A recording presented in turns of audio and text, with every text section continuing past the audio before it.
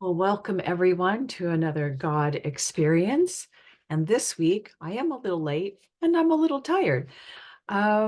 Just to let you know, it's been a rough week preparing for the cold weather that we're having in the US. Yeah, so this week our Citic frequency is sanctity. And oh my gosh, I love this word. I love everything about it. I mean, when you hear the word sanctity, which you don't hear very often, but doesn't it just pull you back into a time like of a religious order? Feels like an old world word, but so, I don't know, there's just something so holy about it, which of course, sanctity means the holy of holies. Um, as a hexagram, or yeah, hexagram and gene keys, it is I'm sorry, as a hexagram, it's called inner truth. And I love the fact that this hexagram, which I'll show in just a moment, the design of the hexagram actually is a picture of your inner truth. You'll know what I mean. I mean, it absolutely depicts inner truth with the space in the middle. And I don't know what there is to say about sanctity, but it's referencing the whole, as in HOLE and WHOLE. It's representing our inner sanctum, our sanctuary. And it's, like Richard mentions, it is another pause. It's always a cat. Well, I know I'm probably going to have to pause this one more time because my cat decided, oh, I'm going to go outside. It's snowing and it's 0 degrees. So, yeah, let me go wander around. She'll be back in like 60 seconds. But I have to let her go because she gets a little crazy, that Grace. Anyway, so before I show you the Hebrew letters, the foundation of sanctity is the number 8. The talents or abilities of sanctity is the number 8, and then it finalizes with the 6. So what do I want to say? Yeah, this sanctity is our inner sanctum, but you can't even really say inner because it's that space and not a space, because a space kind of means a locality. Like Richard says, it's a place, but it's not a place. It's infinity. It's the infinity within us. And so yeah, what do I want to the number 8, if we think about all the different meanings that we know or we have attributed to the number 8, of course, infinity. So this space represents infinity. This sanctuary, this sanctity is infinity.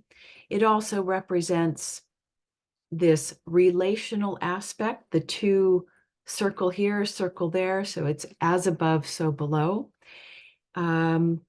It's the union of 2 with something coming together in the middle, which also the hexagram represents.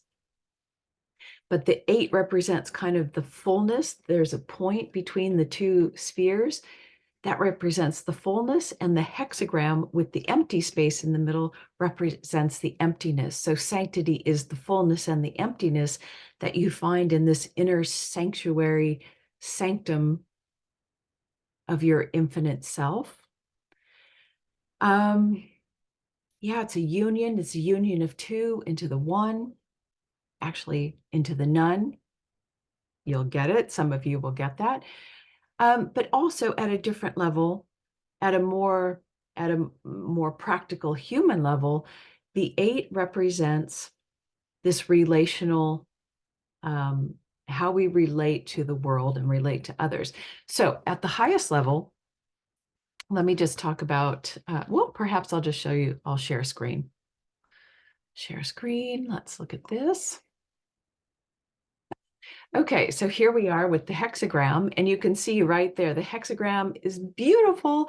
It absolutely represents our inner sanctum, our inner truth. And at one level, at a more mundane, practical level, our inner truth can mean to somebody, to people, oh, what are my inner values and truths and beliefs that I live by, that, I can base my decisions on.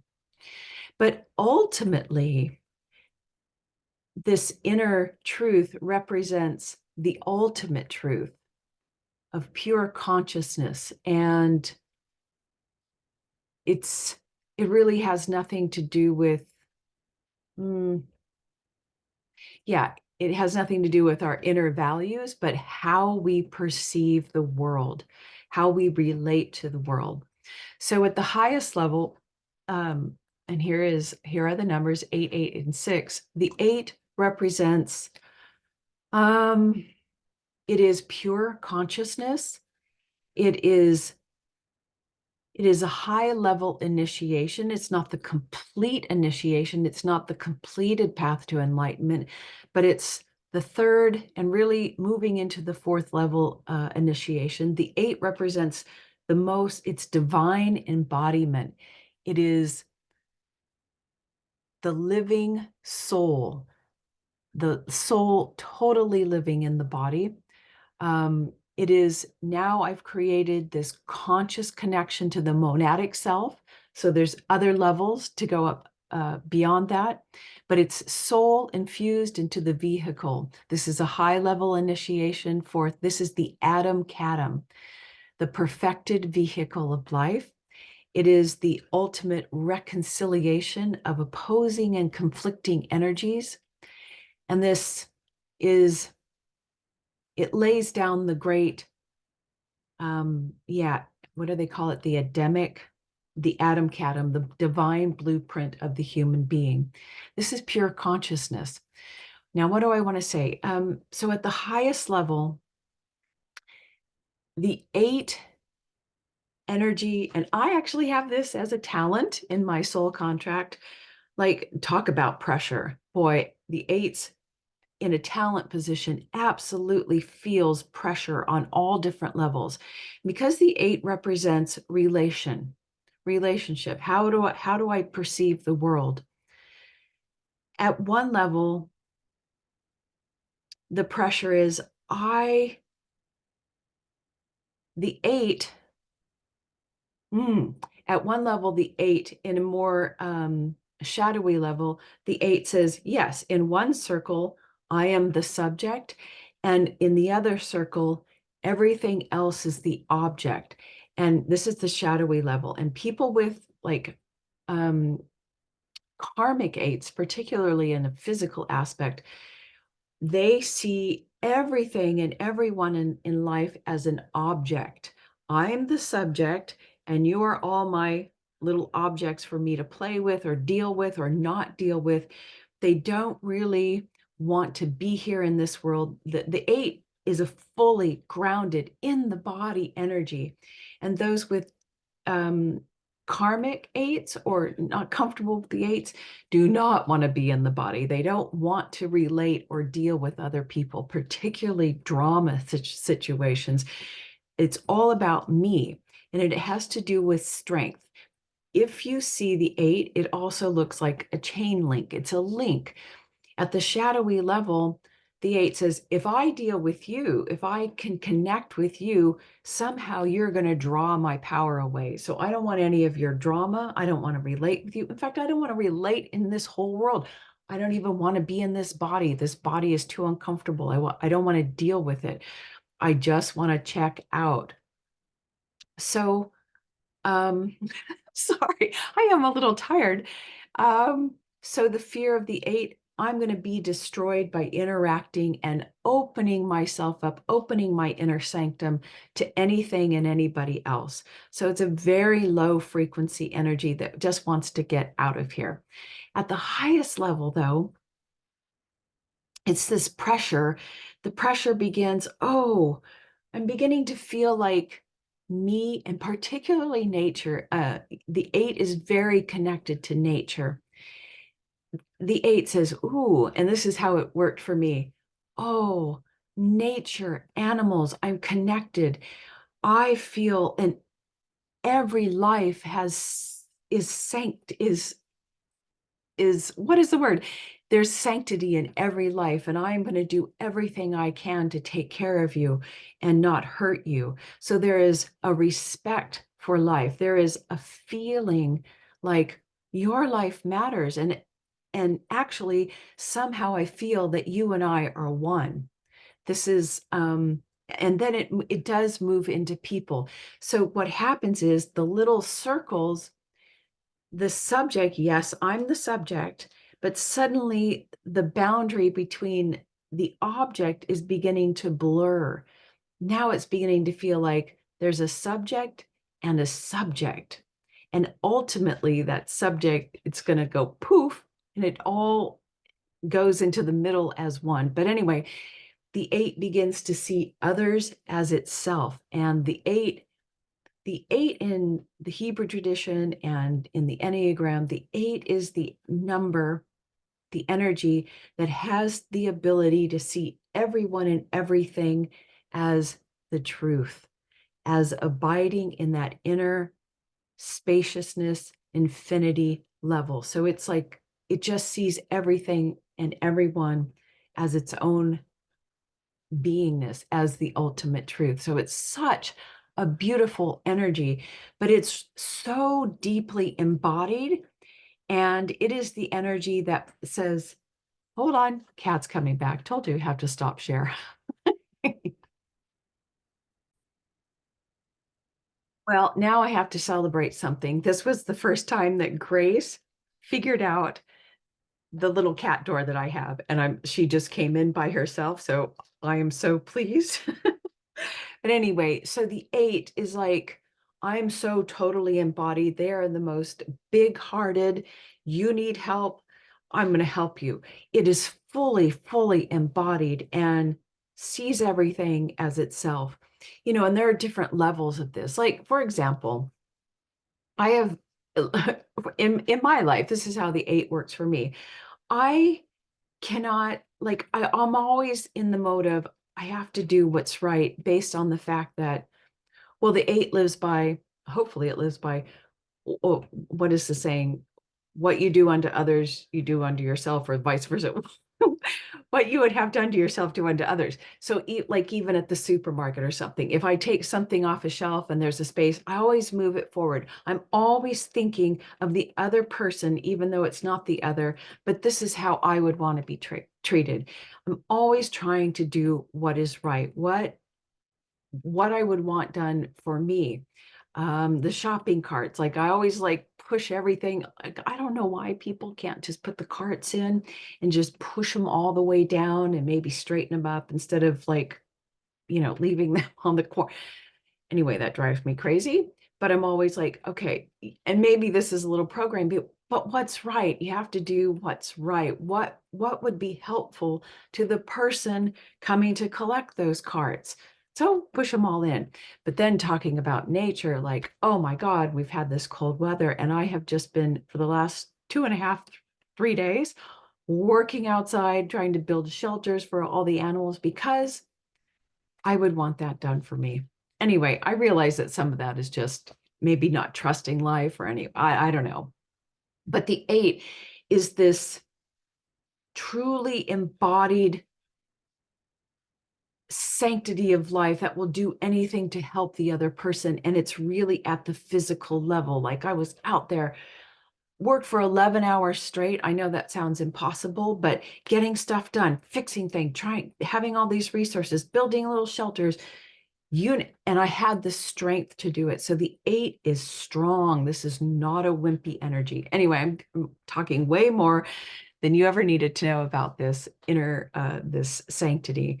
But this is the foundation of the eight, the energy of sanctity is that in order to embody sanctity, it has to be a high level awakening of embodying this pure consciousness. The soul is completely infused. Now, other numbers, it's halfway infused. And then anyway, at this level of initiation, it's a fully soul infused body the atom catum, the light is the enlightenment process. It is really deeply in process. And sanctity, it sounds so kind of light and airy, but it's strong. You are a strong being. Your body's strong. You love your body. You love this life instead of wanting to check out. And your consciousness is seeing things from a completely different level where it's not me, the subject, an object. It's everything is the subject. And eventually, even the subject goes away. But this is the level of initiation. And yeah, everyone's your brother. You're big-hearted, self-reliant. You have this self-surrendering kind of ability, compassionate, respectful of others, action-oriented, strong. So these, and the codon ring, which is so perfect that the 8 embodies, is the ring of destiny. So we've got that beautiful 34 and 43, the epiphany and majesty really working together. And ultimately, the last number is the 6. And the 6 is well, you have a fully connected body to spirit. You are a bridge for spirit, creating for spirit into the world. Okay, I think that's it. I've talked for so long. Sorry about that. And yeah, until next time. Bye. And remember to do, really for this one, I don't know if I should make this video any longer, but let's do our little activation. Do it at home. I'll just kind of like talk you through it, but just relax. The embodiment, you've got to feel the strength of sanctity. So just relax, relax, let go. And yeah, let's call forth a monadic sweep and axotonal alignment,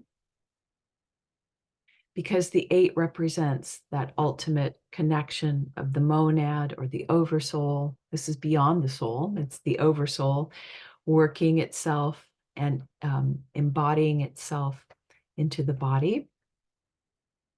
So we have a little monadic and axotonal alignment. And now maybe you can hear the crow in the background. I just want you to imagine every cell in your body with the word sanctity, infusing every cell, running sanctity from the base of your spine up into your head, into your brain. Sanctity down into your heart and down into your belly. We really want sanctity in the belly. And this is where sanctity really lives, into that solar plexus area, which is really so, it's really the heart, this connection, solar plexus heart. But it's that space in the belly, that's your inner sanctum. Sanctity. And I want you to feel the sanctity, feel the energy of sanctity, that this is strong. You are strong with that connection of heaven into the earth, or wind over lake. I think that's what it is. And now we just ask our monadic self to please awaken and activate sanctity in this body.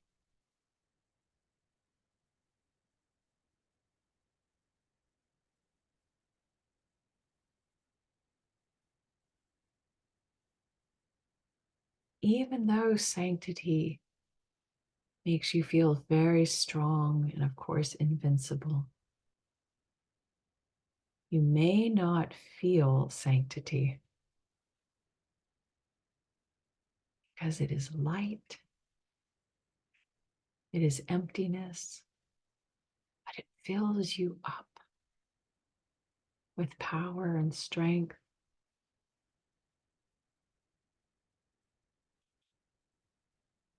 And we ask that we are able to ground, experience, embody sanctity in our everyday life.